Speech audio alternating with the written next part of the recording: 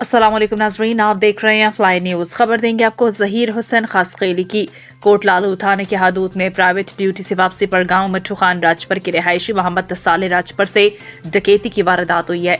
मोहम्मद तसाले राजपर ने बताया है कि मैं शाख पर ड्यूटी के बाद वापस आ रहा था कि अलीगुल राजपर, अकबर राजपर और गुलशेर राजपर मुझे लूट कर फरार हो गए।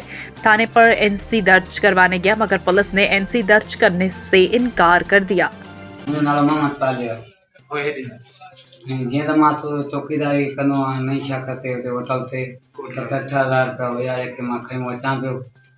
मुंहिंजे ॻोठ जा छोकिरा आहिनि अलीगुल, अकबर, गुलशेर 3 ॼणा हुया जेके माना मास्क पातल हुयनि। सुबुह अचां पियो मूंखे माना दसे मूंखे माना पिस्टल हिकिड़ो हुयनि जेको धंधा खणंदा आहिनि ऐं जेको हुते हिकिड़ो अमराव आहे मुंगियो आहे उनखे ॾिठो आहे उहो भॼी वियो आहे। पोइ उनखे छॾे भॼी विया। मुंहिंजा पैसा वैसा मोबाइल वोबाइल सभु खणी हलिया विया ऐं मां वसान खे अपील थो कयां त मूं ग़रीब जी मदद कई वञे।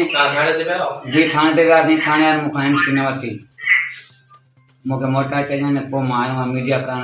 मां SP खेरपुर खे अपील थो कयां ऐसे जो कोट लालूअ खे त मूं ग़रीब जी मदद कई वञे ऐं ईद जो लॻो पियो आहे मौक़ो लॻो पियो आहे।